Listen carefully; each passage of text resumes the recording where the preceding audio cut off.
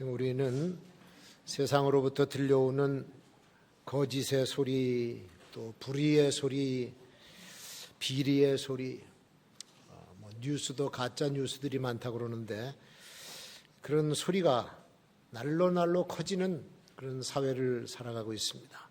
반면에 의의 소리, 진리의 말씀은 볼륨이 점점 적어지고 있어요. 요즘에 범죄자가 더 큰 소리 치는 시대가 됐습니다. 얼마 전 살인자가 당당하게 자기 살인 행위가 당연한 것처럼 소리 지르고 죽어 마땅하다 그러고 자기의 살인에 대해서는 정당화시켜 나가려고 하는, 그리고 어떤 자는 또 온갖 비리를 다 저지르고 있으면서도 도리어 당당하게 의인인 척하고 또 높은 자리로 올라가려고 하는 그런 일들도 우리가 보고 있습니다. 교회 안에서도 찬송 소리, 기도 소리가 점점 적어져 가고 있고, 전도하는 활동이라든지 봉사 활동도 계속해서 위축이 되고 있어요. 반면에 이단과 사이비 집단은 도리어 큰 소리 치면서 자기들의 존재를 부각시키고 있습니다. 사회에 비정상적인 동성연애자들이 수치도 모르고 국내 이곳저곳 도심에서 때를 지어서 음란 행위를 하고 음란물을 판매하고 퀴어 축제를 한다고 그렇게 즐깁니다. 또 거기에 분별 없는 정치가들도 합세를 해서 도와주기도 하고 옹호해 주기도 하는 그런 일들을 봐요. 인천에도 이제 돌아오는 토요일 날 부평공원에서 기독교연합회가 주관하는 이 퀴어 축제 반대 집회를 하기로 결정을 하고 한 10,000명을 모집을 하려고 지금 애를 쓰고 있습니다. 추악한 문화가 우리 지역사회에 스며들어오는 것을 이건 아무도 못 막아줘요.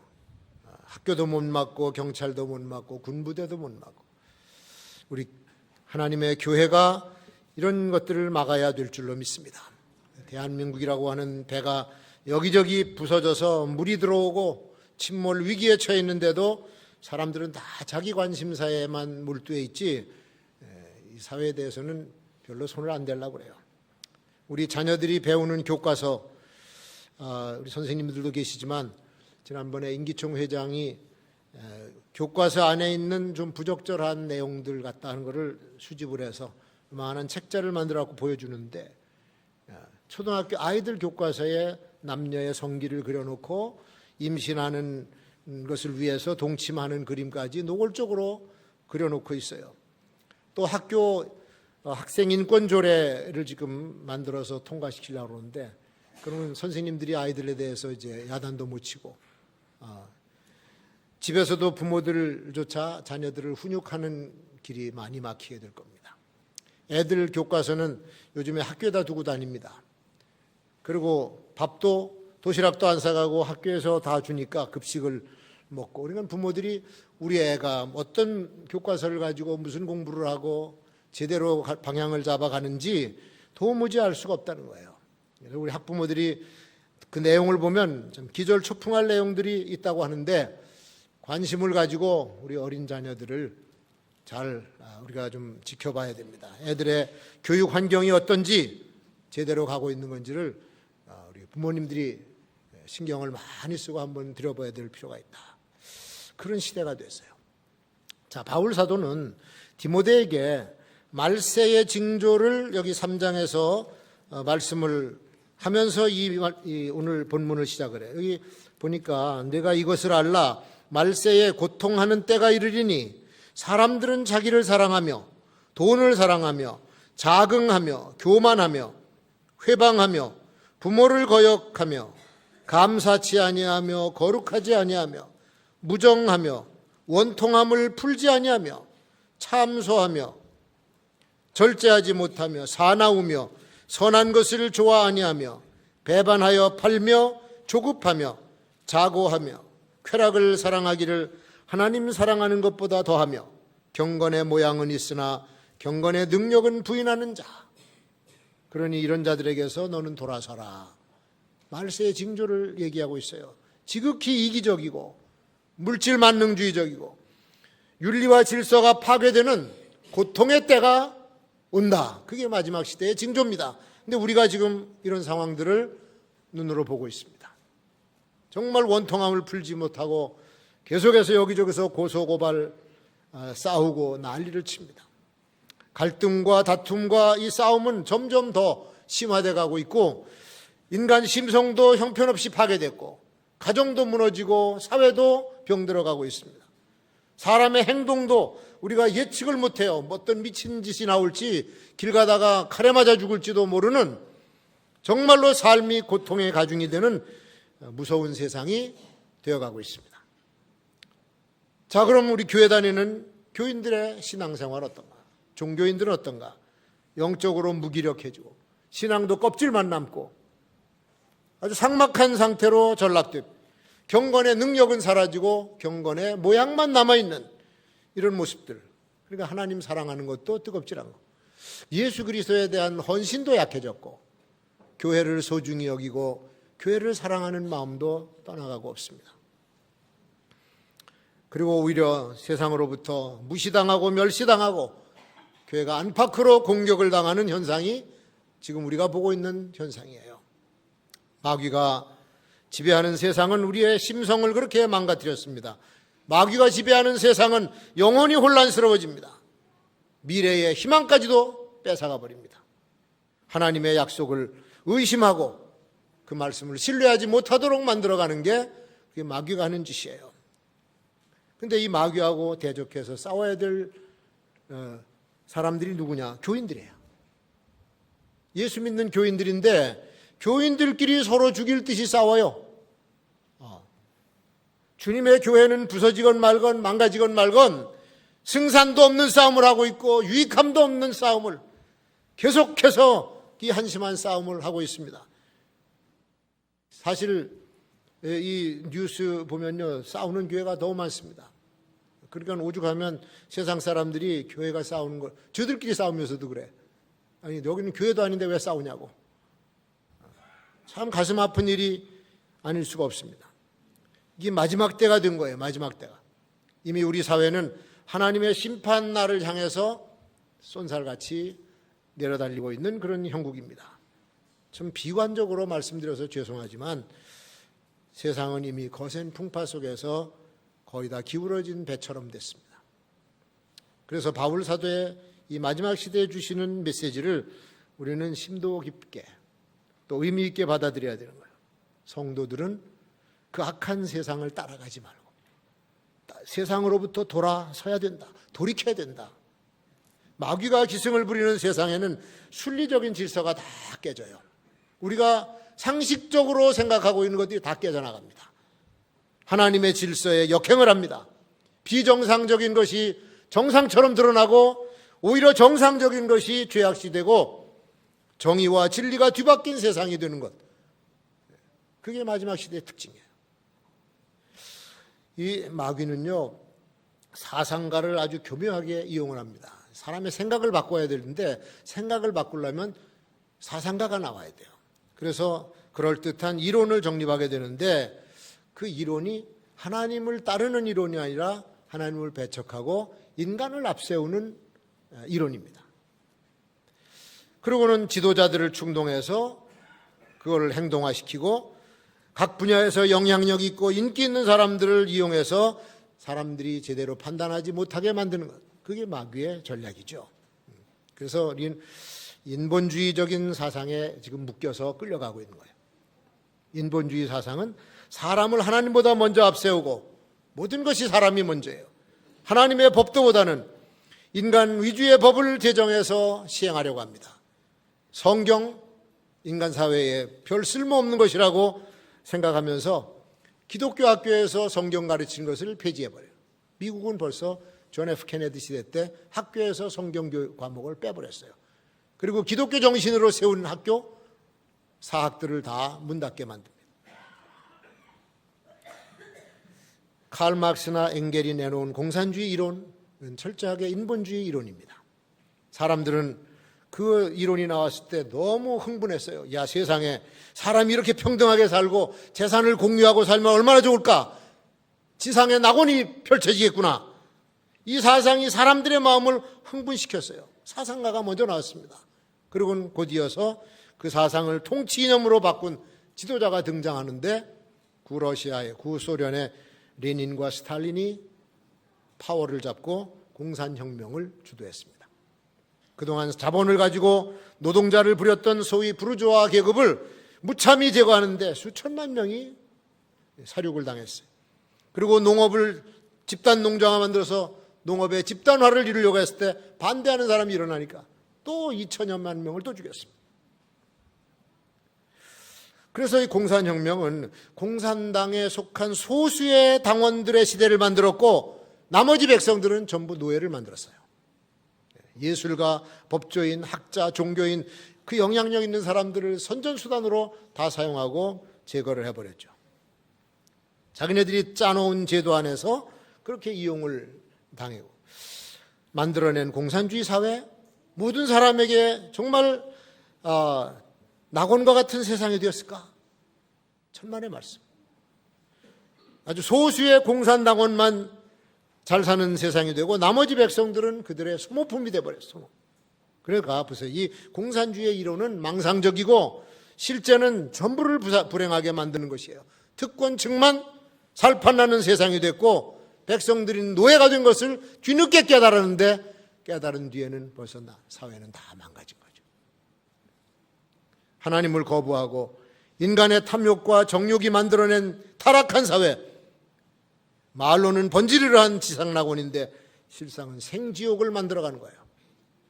거짓과 미움, 불의와 부정, 억압과 착취, 도무지 사람 살 수 없는 사회를 만들었습니다.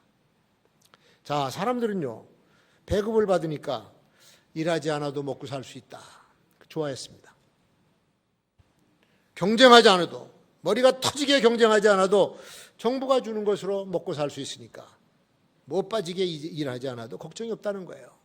그러니까 농사를 짓든지 공장에서 일하든지 노동자는 생산성을 높일 필요가 없어. 관심도 없어요. 아니, 공장이 문을 닫으면 자본가가 망하지 노동자가 망하나? 신경을 안 썼습니다. 정부는 있는 돈을 나눠주면 되고 그러다가 없으면 있는 사람들 거 뺏어다가 나눠주면 되고 이러다가 나라의 돈이 바닥이 나고 백성들이 굶게 되니까 배고파서 못 살겠다고 자기네 나라 국경을 넘어서 주변에 있는 나라로 가서 밥을 먹고 살겠다고 탈출을 해요. 이거를 권력을 잡은 집권층이 백성들의 고충을 위해서 일하지 않습니다.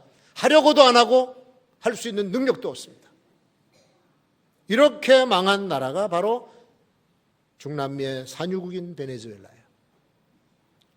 하나님 배척하고 인본주의 사상을 따라서 잘못된 의식을 가진 지도자, 그가 다스리는 나라, 불의를 품어주고 부도덕한 관료를 세우고 백성의 아픔과 고충을 살피지 않는 그런 나라는 망하는 거예요.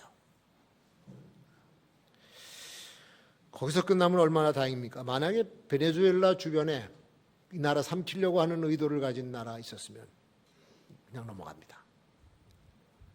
우리는 사탄이 교활하게 유혹하는 인본주의 사상으로부터 돌아서야 될 줄로 믿습니다. 공산사회주의는 희망을 주질 못해요. 우리 자유대한민국은 하나님을 경외하고 그분의 가르침을 따르는 신본주의 나라를 지향해야 하나님의 복을 받게 되는 줄로 믿습니다. 하나님의 뜻을 거역하면 혼란이 오고 고통에 빠지고 오늘날 이 타락한 우리의 흐름에서 벗어나야 되는 거예요. 사무엘 선지자가 말씀한 대로 너희는 전심으로 여호와께로 돌아오라. 전심으로 마음을 다해서 이방신을 제거하고 너희 마음을 여호와께로 향하여 그만 섬기라. 호세아 선지자도 그렇게 외쳤습니다. 오라, 우리가 여호와께로 돌아가자. 우리가 여호와를 알자. 힘써 여호와를 알자. 여호와를 아는데 생명을 걸고 여호와께로 돌아오는데 생명을 걸란 얘기예요. 그래야 사는 길이 열릴 줄로 믿습니다. 그리고 여기 오늘 두 번째 말씀 보면은 13절에 무릇 그리스도 예수 안에서 경건하게 살고자 하는 자는 뭘 받아요? 핍박을 받아. 핍박을 받아. 성도들은 핍박받을 각오를 해야 돼요. 말세는 평안의 때가 아닙니다. 지금 우리의 시대는 전투 시대예요. 사람들은 일본과 우리나라가 경제전쟁이 벌어졌다고 그러는데 사실이죠. 근데 미국과 중국도 지금 경제전쟁 중입니다. 근데 더 분명한 거는 이건 눈에 안 보이는 전쟁인데 마귀와의 싸우는 영적인 전쟁이에요. 지금 우리는 이 치열하게 진행 중인 영적 전쟁 속에 이미 들어와 있습니다. 원하든 원치 않든. 이 전쟁의 때에는 아군과 적군을 확실하게 알아야 돼. 중간지대가 없어요. 중간지대에 들어가면 양쪽에서 공격을 합니다. 그러니까 한쪽에 어디가 아군인지를 확실하게 알고 그쪽으로 서야 되는 거예요. 기회주의적인 태도를 보이면은 양쪽에서 공격해서 망하게 돼요. 우리 소속은 어디입니까? 하나님 아버지죠. 그 소속을 분명히 해야 돼. 하나님 아버지는 의의 편이에요. 의의 편에 섰다 그러면 그때부터는 악령의 공격을 받습니다. 악령의 공격.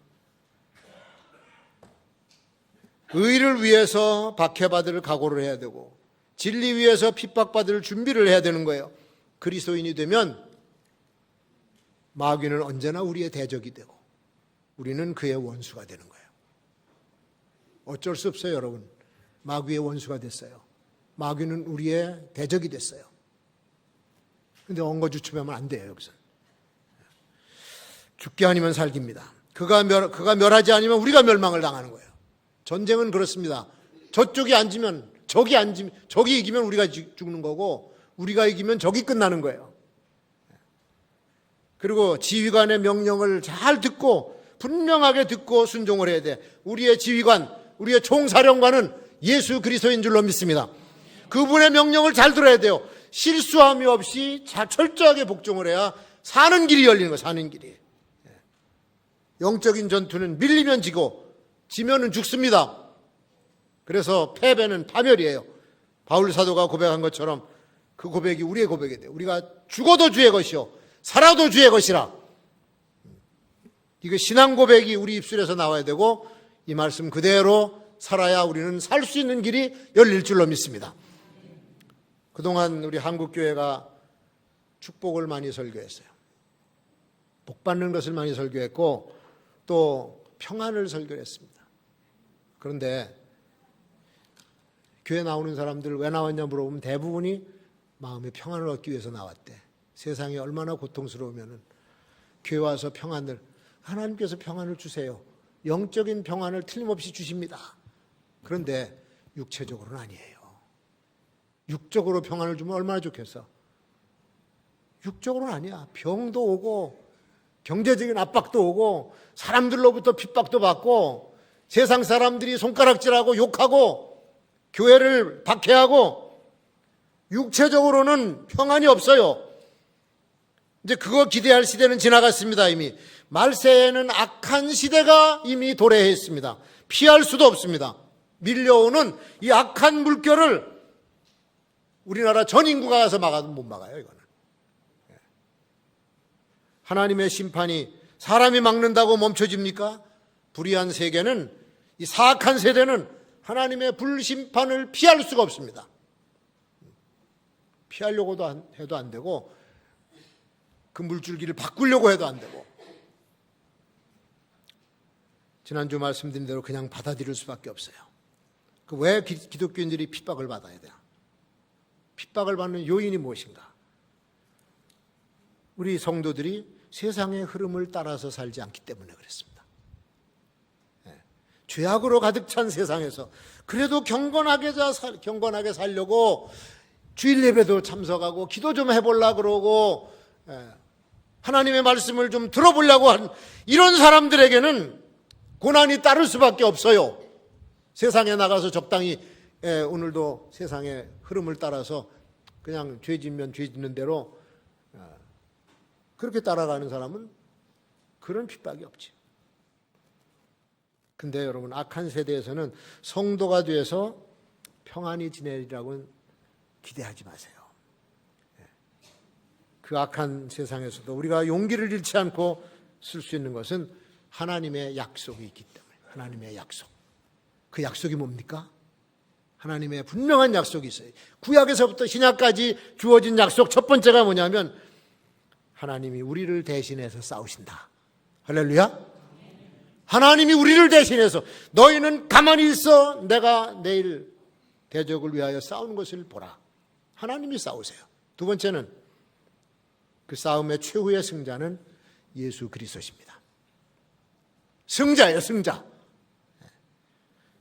이건 주님이 친히 하신 약속의 말씀입니다.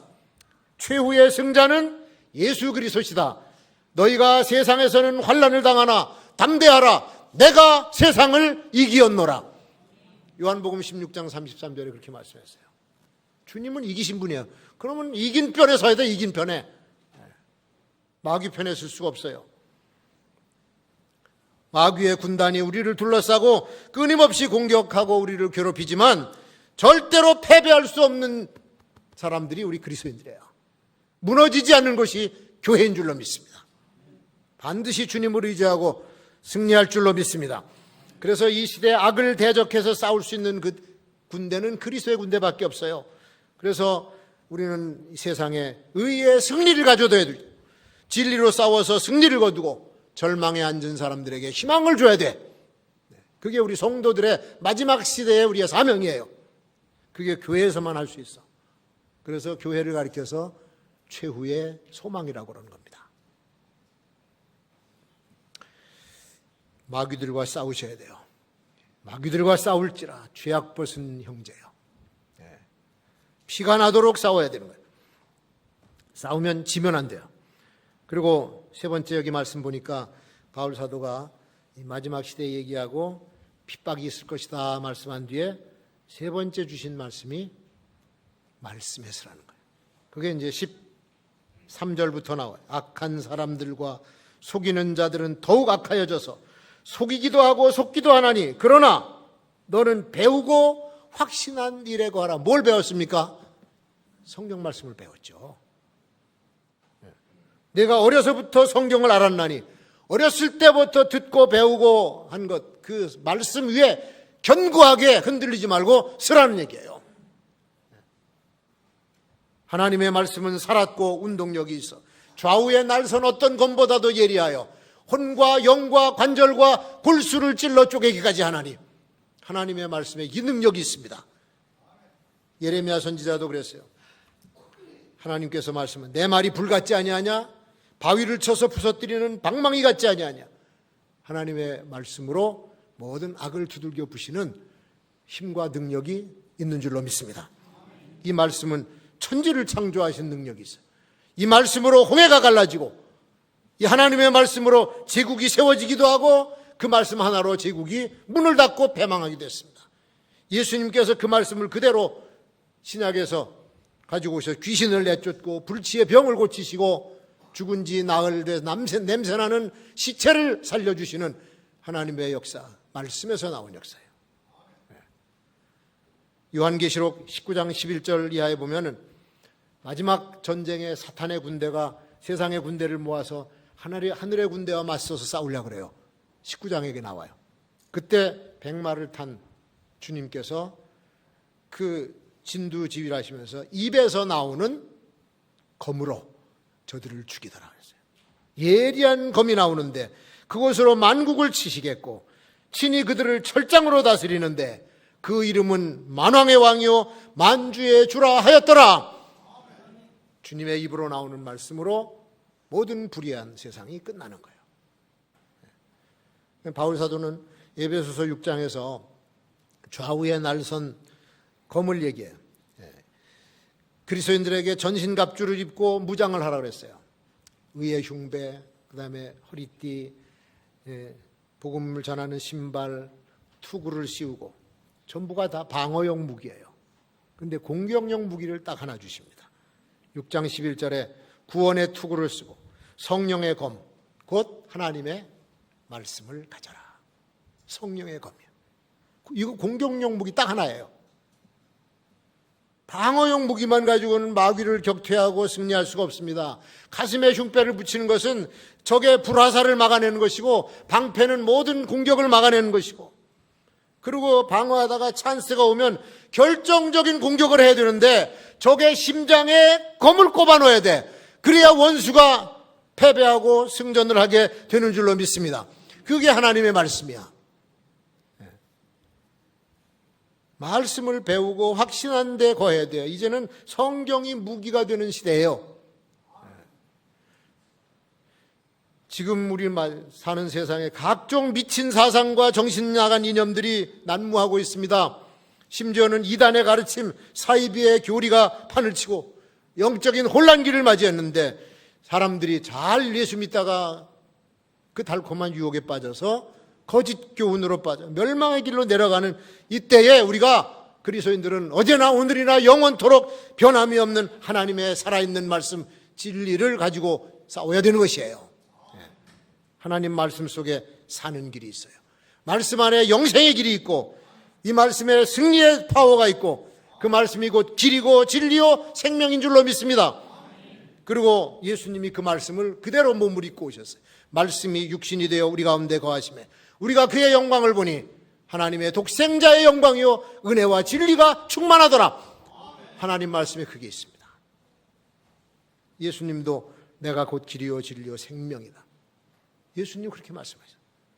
이 약속하신 말씀 위에서 말씀으로 힘써 싸워 이기며 약속 믿고 굳게 서리라. 399장. 성경 하나면 충분해요. 성경 하나.